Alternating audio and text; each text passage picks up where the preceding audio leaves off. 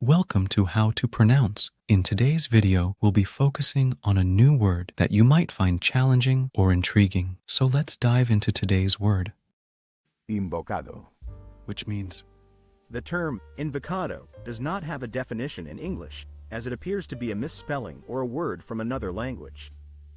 The correct term in Spanish, invocado, translates to invoked in English.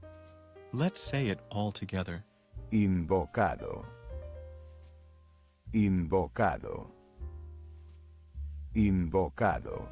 One more time. Invocado. Invocado. Invocado. Thank you for joining us on this adventure in pronunciation.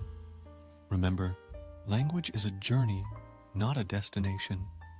Keep exploring, experimenting, and expanding your linguistic horizons. We'll see you next time.